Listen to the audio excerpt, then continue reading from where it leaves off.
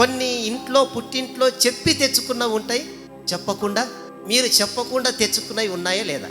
మీ ఇళ్ళల్లో తెచ్చుకున్నారు, అందరూ తెచ్చుకున్నారు కదా. మీ అమ్మ వాళ్ళకి మీరు చెప్పకుండా తెచ్చుకున్నవి ఉన్నాయా లేదా? ఇంట్లో ఉన్నాయా? ఉంటే వెంటనే చెప్పకుండా తెచ్చుకున్నవి తీసి మీ అమ్మ వాళ్ళకి ఇవ్వండి. ఇంత గట్టి చెప్పినవో అంటున్నారు. మరి ఒకవేళ ఇవ్వకపోతే ఏమవుతుందంటే మీరు దొంగలు.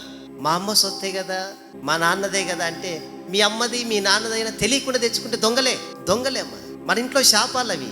సరే మీకు ఒక మాట చెప్తా. ఈ మాట అన్నారు కదా, మీరు ఇప్పుడు పెద్దోళ్ళు అయ్యారు కనుక ఆ మాట అంటున్నారు. మీ ఇంట్లో మీ పిల్లలు మీకు తెలియకుండా బీరువాలో నుంచి 1000 రూపాయలు తీసుకెళ్తే మీరు ఊరుకుంటారా? ఊరుకుంటారమ్మా? ఊరుకోవచ్చు కదా. ఇందాకేమన్నారు? అది మా అమ్మది మా నాయనది అన్నారు. మరి ఇప్పుడు మీ పిల్లలు తీసుకెళ్తే మాత్రం అది కూడా మీదే కదా, ఊరుకుండొచ్చు కదా. మరి ఎందుకు ఊరుకోలేదు? చెప్పి తీసుకోవాలరా అంటారు లేదా? అమ్మదైనా నాన్నదైనా జోబులదైనా ఏదైనా చెప్పి తీసుకోవాలి. చెప్పకుండా తీసుకుంటే అది దొంగతనమే.